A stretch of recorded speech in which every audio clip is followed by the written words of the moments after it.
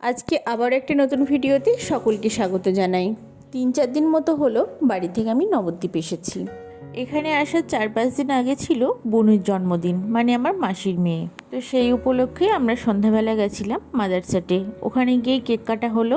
বরাবরই আমাদের জন্মদিন বাড়িতেই পালন করা হয়। কেক কাটা, মায়ের হাতে রান্না, বাড়িতে সবাই মিলে একসাথে আনন্দ করি, এই আর কি। এবারও সেরকমই হয়েছে। দুপুরে রান্নাবান্না হয়েছিল অনেক কিছু। মাদারসাট বাড়ির কাছাকাছি হলেও আমাদের না সেভাবে যাওয়া হয় না। যেহেতু এটার ভালো মতো সুনাম আছে, তার জন্য প্রচুর দূর দূর থেকে লোক আসে।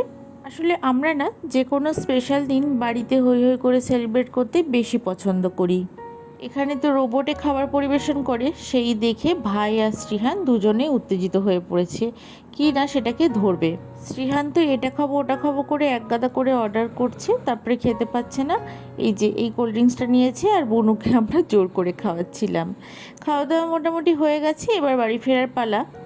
মাদারসাটে আমি আগে একবার এসেছি, এই নিয়ে দ্বিতীয়বার। তো এখানে দেখলাম খাবার কোয়ালিটি ভীষণ ভালো, যদিও আগে শুনেছি অন্যদের কাছে।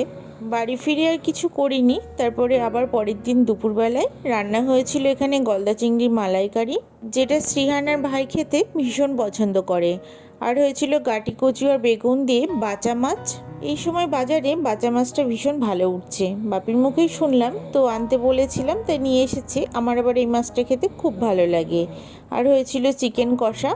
বিকেলে তো মাসিরা বাড়ি চলে গেল, আর বনুকে একটু সাজিয়ে দিয়েছিলাম, কারণ ওর একটা নাচের প্রোগ্রাম ছিল। মাসি যাবার সময় ওকে ওখানে পৌঁছে দিয়ে তারপরে বাড়ি ফিরবে। ও যে নাচটা করবে সেটা একটু করে দেখাতে বলছিলাম। এই যে এখন সন্ধ্যায় 7:30টার মতো বাজে, আর বাপি শ্রীহানের জন্য এখানে প্রচুর খাবার নিয়ে এসেছে। শুধু ওর জন্যই নয়, বাড়ির সকলের জন্যই আনা হয়েছে। আসলে পরের দিনই তো আবার আমরা বাড়ি চলে এসেছিলাম, সেই জন্য আর কি। বাড়ির কাছাকাছি একটা ভালো রেস্টুরেন্ট আছে, খাবার দাবার ভীষণ ভালো। তেল মশলা সব কিছু কম দিয়েই খাবার বানাই, ভীষণ ভালো লাগে। এগ রোল আনা হয়েছে, আর এই বড় এগ রোলটা নিয়ে সে বসে পড়েছে। পুরোটা তো খেতে পারবেই না, কারণ এটা অনেকটাই বড়। অল্প একটু খাবে, তারপরে আবার অন্যটা। এইভাবে প্রত্যেকটা খাবার একটু একটু করে খাই।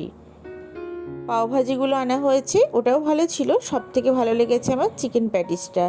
এখানে আসলেই এই চিকেন প্যাটিসটা আমি বাপিকে আনতে বলি। আর দুটো ললিপপ আনা হয়েছে। এই যে ওপরের লেয়ারটা খাস্তা করে ভাজা, আর ভিতরে বিভিন্ন রকম সবজি চিকেন দিয়ে একটা পুর থাকে।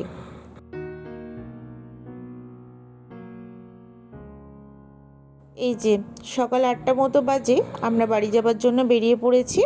ভাই দিতে যাচ্ছে আজকে। অন্য সময় তো ওর বাবা থাকে, ওর সাথেই যায় বাড়ি। আর এবার তো গরমের ছুটিতেও বাড়িতে রয়েছে, তাই ভাই যেহেতু বাড়িতে আছে ওই দিতে গেল। সাথে করে মহারাজও যাচ্ছে, কারণ বাড়িতে যে পুজোর জন্য গঙ্গা জলটা ব্যবহার করা হয় ওটা পুরো শেষ হয়ে গেছে। যেহেতু নবদ্বীপে বাড়ি, তো গঙ্গাটা যাতায়াতের পথেই পড়ে, সেই জন্য বছরে একবার কি দুবার ওই বাড়িতে যত পুজোর গঙ্গা জল লাগে সব ওখানে তুলে নেওয়া হয়। 20 লিটারের যে জারগুলো 4টে দিয়ে দিয়েছে মা, মোটামুটি 80 লিটার জল চলে আসবে। তো ওখান থেকে মাসির বাড়িতে 2টো নামানো হবে, বাকি 2টো আমাদের। যখনই বাড়িটাকে ছেড়ে শ্বশুরবাড়ি যাই, বারবার পিছন থেকে ঘুরে ঘুরে দেখি। এতদিন হয়ে গেল বিয়ে হয়েছে, তাছাড়া আমি তো মাঝে মাঝেই আসি, তবুও কেন জানি না বাড়ির মানুষজন আর বাড়িটাকে ছেড়ে যেতে খুব মন খারাপ করে।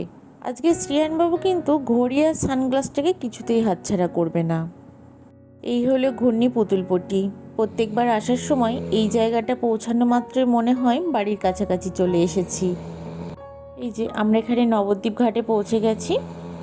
এই ঘাটটা নবদ্বীপ শ্মশানের দিকে পড়ে, আমার নামটা ঠিক জানা নেই। মহারাজ জলটা ওই জারের মধ্যে ভরে নিচ্ছে, তারপরে ড্রাইভার কাকু আর ভাই মিলে জলটাকে গাড়িতে তুলে নিল। যেহেতু নদীর স্রোত ভীষণ বেশি, কিছুদিন আগেই বর্ষাকাল গেছে, তো জলটা ভীষণ ঘোলা। ওদের জল তোলা হয়ে গেছে, এবার আমাদেরকে নামিয়ে দেবে, তারপরে ওরা বাড়ির দিকে রওনা দেবে। ওরা আর বেশিক্ষণ দাঁড়াবে না হয়তো। যাই হোক, বাড়ি ফিরি, আবার পরের দিন আসছি। আজকে ভিডিওটা এই পর্যন্তই। ভিডিওটা কেমন লাগলো অবশ্যই একটা কমেন্ট করে জানাবেন।